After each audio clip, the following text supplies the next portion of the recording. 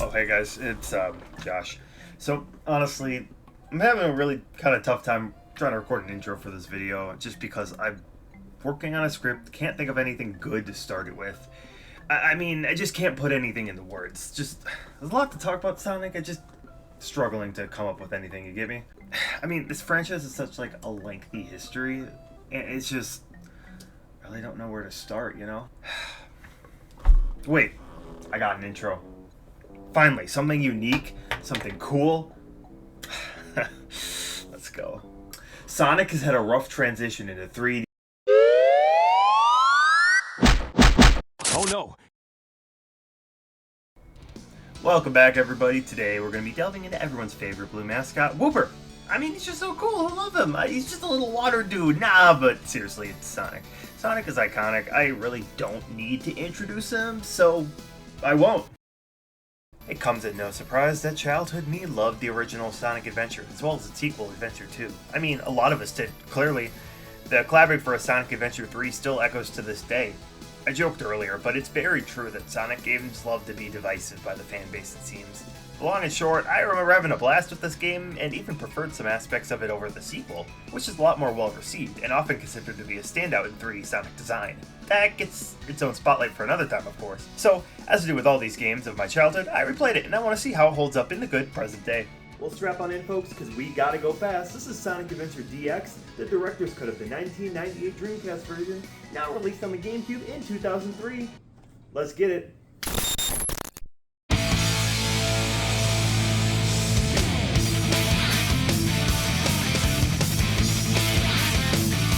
1998, an era where most games are trying to breach into the 3D market, with many IPs trying it out.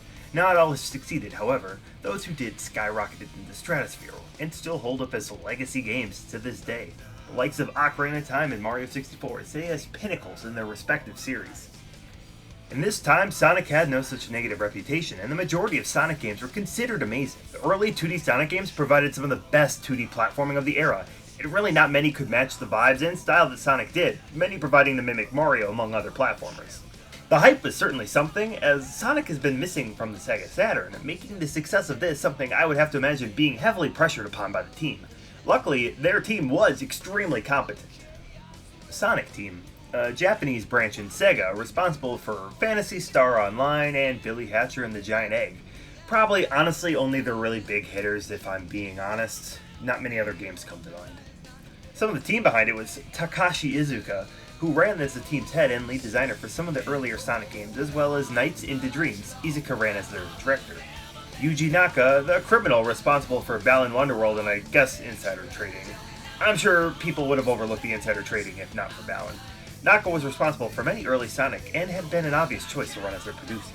Kazuyuki Hoshino, an already experienced with Sonic as he helped with Sonic CD, being responsible for Metal Sonic and Amy Rose in terms of their design, and was credited as art director, which is especially important since Sonic Adventure was the debut for the modern Sonic design, which is still used to this day. Lastly, I need to mention Jun Senoue, the absolute Giga Chad who composed many of the Sonic tracks, along with the duo rock band created under the name Crush 40 with Senoue as composer and guitarist, as well as Johnny Gioli. Crush 40's contribution to Sonic is iconic, and you are simply straight up lying to yourself if you do not know their work or think it's trash, because it is not.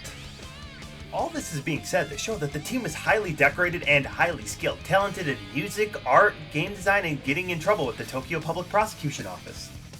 You're telling me you made this shit? Death penalty.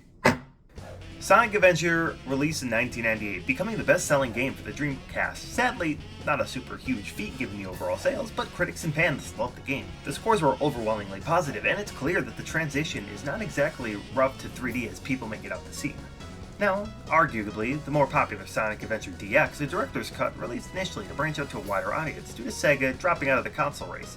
This game has a lot more features, redesigns, and more missions, and better frame rate. This is the base for all subsequent releases, where we see the initial overwhelmingly positive reception slowly turn mixed to less than favorable by some. By the time it released on modern consoles of the PS3 and Xbox 360, many seem to be more harsh, though some seems to be more responsive to the port feeling lazy without addressing issues that could have been worked on. I think the game overall had a lot of unique aspects to it that I loved initially and really want to explore on if the game can keep its charm or really does it show its age. I'm here to answer that question while we delve into the gameplay and story. This section I feel needs to be combined, as each of the 6 stories providing gameplay changes and features a different perspective on the whole story. I will look into all these stories one at a time and see how the games differ, and I will forcibly make you watch me rank them into a tier list, and no, I will not apologize.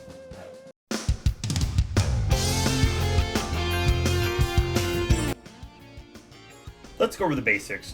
The story, as alluded to, shows the story of Sonic from many angles. Eggman is up to his baggy business and releases a cosmic horror to kill Sonic, I think. The entity is named Chaos, watery, amorphous alien dude that gains more power with each of the 7 Chaos Emeralds he absorbs. He is shown off in his first form of Chaos Zero, which is presumably his original form. Eggman is seeking to collect the Chaos Emeralds while Sonic and Tails seek to stop them. The other characters we see, well, I guess fit in somehow.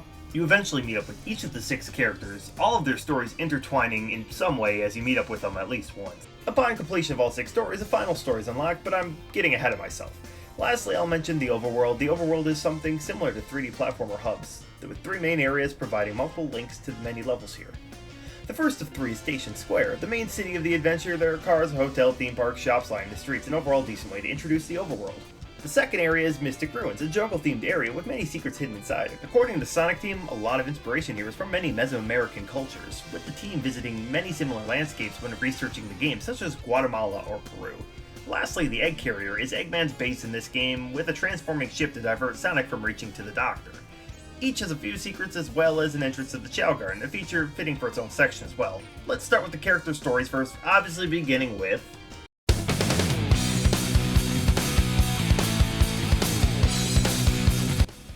Sonic.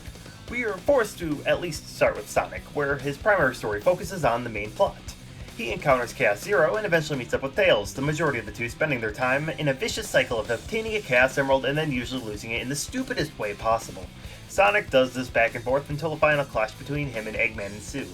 It all seems to end well, good, but left with a few plot points unanswered and the other antagonist, Chaos, just kind of forgotten about. Sonic goes fast, that's his whole shtick, clearly. Sonic levels are a pretty decent transition from the 2-plane to the 3D. This feels what the team wanted. Sonic has the most levels, and many seem to be the longest of any kind. Simply put, Sonic is fun, not without some jank here and there. Sonic fights off against Eggman and Chaos many times, also having a large pool of bosses to fight. The idea of collecting rings and saving the trapped animals is super simple. Sonic has a homing spin attack that is fun to use, targeting each enemy in a line is super satisfying to pull off. You can also get upgrades, like the Light Dash, which allows a fast dash through the line of rings. The levels are mostly linear, sometimes the occasional side path to take, as well as power-ups and rings hidden in harder to reach spots. Some areas try to slow down and add puzzles, like the Lost Level world, hitting switches and focusing on the light puzzle. Others, like Casinopolis, show a non-linear progression, having Sonic and Tails collect up to 400 rings through various means, like through the casino. You can do a classic slot pinball seen in other Sonic games, as well as the pinball card collecting minigame featuring the Nights into Dreams cast. I really love this edition, it's super cool and pretty neat visually, honestly one of my favorite levels right here. Sonic features the most content, as already stated, with mini-games unlocked, and are able to go back and play through some. Sonic is snowboarding, this plane rail shooter type thing, and this bumper car racing thing. The levels are mostly great, providing a fun replayability. You can replay pretty much any of the stages for subsequent missions, providing new objectives and more emblems, a sort of currency to unlock extras in the game and help track overall progress. Slowly, Sonic encounters and unlocks all of their stories, and you can play them in pretty much any order as soon as you encounter them. In this story, Sonic stages are fun. I have some issues, of course, with the quality, many noticeable jank, of course, but Sonic breaking his momentum on the walls, especially at moments I feel are simply unintentional. Sonic's speed gets too much for the stages, sometimes Sonic glitches out, and it can be a little frustrating. I know this is probably a result of the first game 3D jank and all that stuff, as Adventure 2 felt like it fixes a lot of this. I'm sure there's a reason why some re-releases were met with criticism over this, as none of that seemed to got fixed. Looking at Sonic's story, it's clearly made to stand out and provide an excellent baseline for the rest of the game. Sonic's story sits at an overall A tier for me, being a perfectly serviceable story with most complete feeling and obviously reasoning. Aside from the jank here and there, the best controlling and some of the most fun to play. The rest of these should not be as long, but let's move down to the right hand. Fox?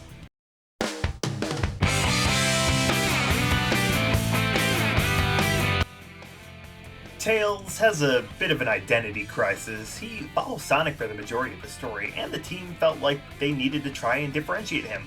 Tails' missions become a bit different and shorter, usually being quicker bursts where the goal is to race Sonic and beat him to the chosen goal.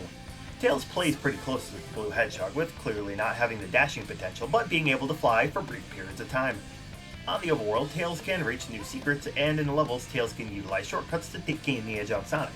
To make his own story, not a replica, Tails actually has his own character development, having a small arc to show him gain a sense of independence, where initially panicking from being separated from Sonic shows he can make more than simple sidekick, resulting in the lad saving Station Square from Eggman while Sonic is tied up on his own business. I quite like it, for what it's worth. It's a unique angle and development for Tails that goes more than just a player tube, so to speak. While gameplay is shorter and ends pretty quickly, Tails sits as a solid B tier for me, being perfectly serviceable. I wish the stages were a bit longer and a little bit more unique flair to the advantage of Tails being able to gain vertical ground and a lot faster than his friend. But the story is very nice and I like his little arc he gets. But now it's time we get hard.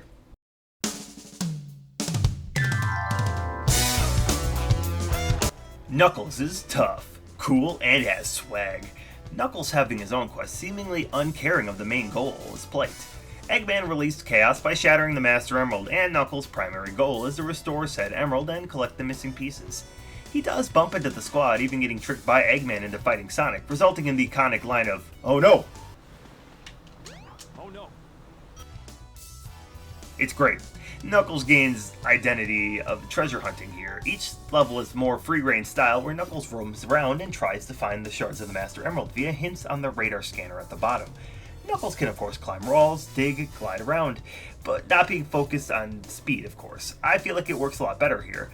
It's honestly pretty simplistic here, and many levels also end up being very short as well, providing to be also improved much in the sequel. Once collected enough, Knuckles seems to eventually to retire back on Angel Island and chills, continuing to guard the Master Emerald. Knuckles' playstyle seems to have differing opinions. I overall like his stages quite a lot. I think they have great potential, if not a little underbaked here at least. Knuckles also gets a B tier for me because his story's pretty quick and his levels also go by fast as well. Now, let's get less than favorable.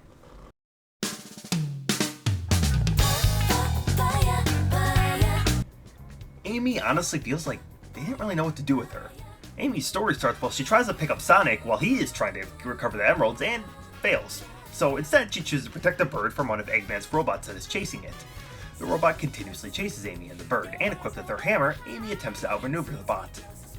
For the gameplay, Amy moves pretty slow, unless she picks up speed with her hammer. She does this little flip with her hammer, gaining a good momentum, and you will need to use it to avoid the very persistent robot. In terms of levels, Amy has 3, and they kind of play like a horror game, I guess? Amy continuously gets pursued with the Resident Evil-like character, and unlike those games, he actually isn't too hard to stop and avoid. You cannot kill the robot, but you can stun him, as well as use the stage to keep him away. The levels are not too bad, but they kind of just exist. Amy faces off with her pursuer at the end and destroys him, the bird she was protecting also reuniting with his family.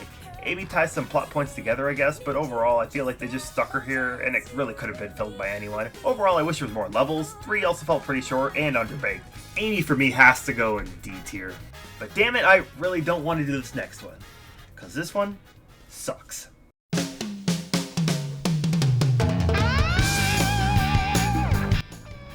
Big the Cat.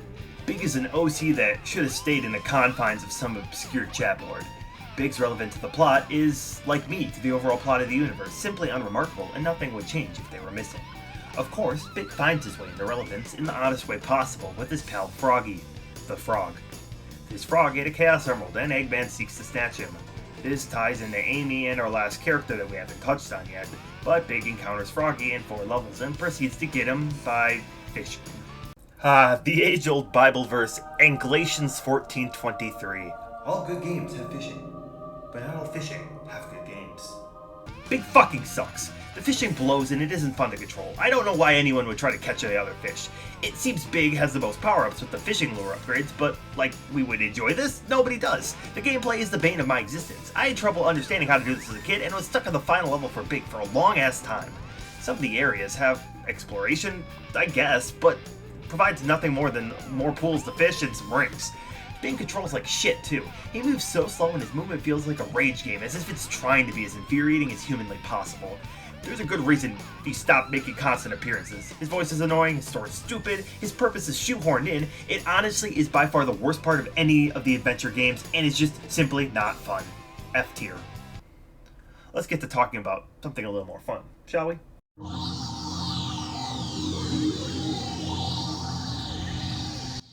Gamma.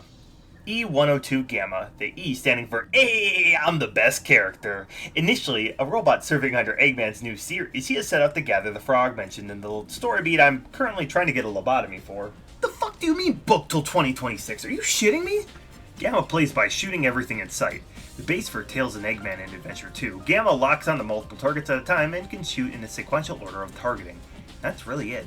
Just run and shoot. It's fun. It's another change of pace that I really do not mind. And it breaks up the gameplay loop by not making you fish with controls from hell or getting chased by a robot more aggressively than a Discord mod chasing his Discord kittens. Gamma truly shines, however, in his story. Gamma is a robot sent to fulfill his directives by Eggman. Amy gets captured in the story and Gamma is convinced to let Amy and the bird go, against his design. Gamma has a change of his robotic heart and seeks to save his other brothers in his series by destroying them one by one. Gamma chooses to go against Eggman's will, and the final levels consist of Gamma seeking his brethren and assassinating them. He has a lot of unique battles, but they do not provide much challenge in terms of taking them out. After 3 of the 4 brothers lay defeated, Gamma encounters the final brother, E101 Beta, at the top of the egg carrier. Beta and Gamma fought previously, and now Beta has been enhanced from the last battle. Beta is a more complex fight worthy of a final chapter boss, but inevitably goes down all the same. Beta shoots Gamma in the face when approached seemingly out of potential pity on Gamma's part. Beta explodes, revealing one of the parents of Amy's bird companion. Gamma pieces things together, and he is suffering now from fatal wounds, and fully gives in to reunite the family. Gamma dies, releasing the last of the bird family, and the 3 fly away, finally back together. What the fuck? This is a kid's game, man. I don't need this kind of shit right now. Gamma deserves an S tier. It's just too damn good.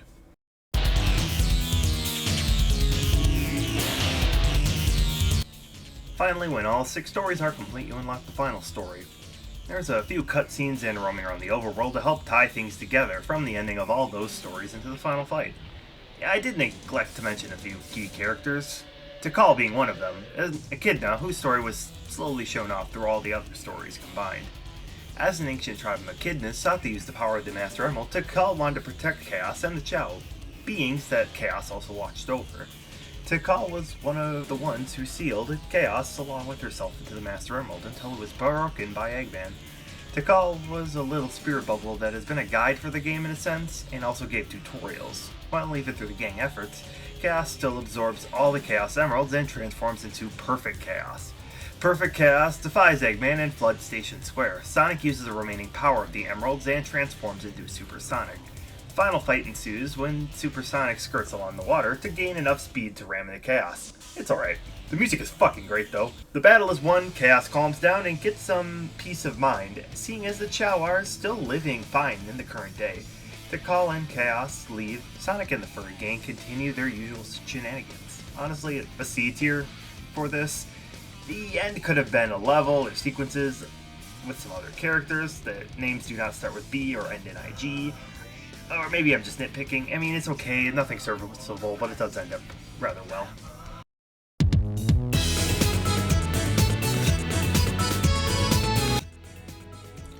Well, the only other thing I'm skipping is game modes. You can replay levels, take on new missions, minigames, and of course I skipped over the Chao Garden. Chao is everyone's favorite part of this game, allegedly. Honestly, I have great memories of this as well. On my most current playthrough, I was really excited. The basics of Chao Garden is simple. You have these little guys, Chao. They can be raised by any character and fed fruit over time. You can also rescue the animals in stages and give them to the Chao. They will get different stats based on what animals you got, which is also very cool.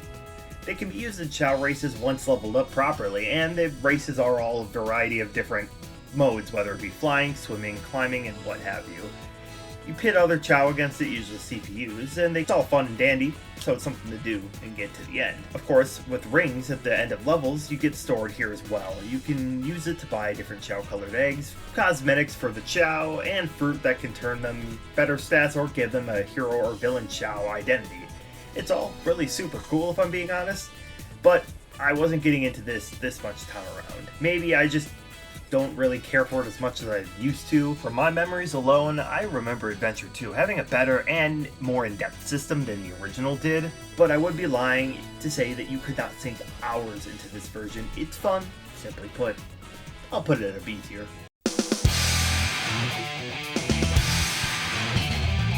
So, overlooking my official tier list here, you can see that the game has good parts and Big the fucking cat.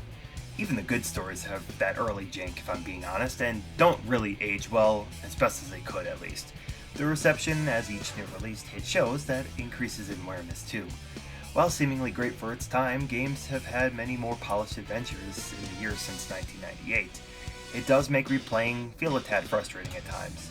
Some parts are great, don't get me wrong. Most Sonic levels feel great when the game wants it to work with you, and I'm in the camp that Knuckle stages are really cool. Gamma is awesome, and overall there's a good game here.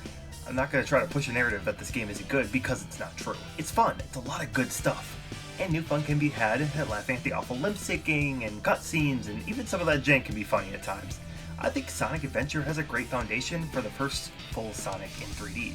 As shown, it sets a new era of Sonic that we're in. People are still clamoring for the revival of this style, and I would also enjoy that too. A Sonic Adventure 3 would go hard. In conclusion, I think better Sonic games exist. It's not that controversial, I think, but I still have a soft spot here and enjoy this game immensely. It's got a good childhood nostalgia factor for me, but this game is a good warm-up for games like Sonic X Shadow Generations, which is coming out soon, which dates this video for sure, but I'm curious to see how Sonic can keep up his rather rocky momentum. The games have overall been positive. I don't really like this narrative that pushed that most of them suck. Yeah, they have had some shitty games in the past, but come on, a lot of series have had it, especially if you've been going as long as Sonic. I'd recommend giving this game a try if you've never played it. I think you can't really lose a whole lot. Sonic is gonna at least find some fun, I would assume, and if you don't like the Sonic stages, well, probably wouldn't bother playing many of the other stages, I guess. But at least you get to start with the best, probably. Overall, it's a pretty solid adventure. I would try it out, once again, if you've never done it. So I guess that wraps it up. In conclusion, Sonic has had a rough transition into 3D. I have one joke. Thanks for watching. As always, I always appreciate it. Leave a like, comment, subscribe, do what you gotta do. I'm really excited for this, as this video should go live right before Sonic X Shadow Generations. I don't know if I'll play it on release, but I'm really excited to play it, as what all I've seen, just another fun Sonic game. It's not my favorite franchise, but I'll keep up to it as much as I can. So let me know if you want to see more Sonic videos. I'll definitely hit up Adventure 2 at the very least. But that's all I got. Have a good one. See you guys later. Peace.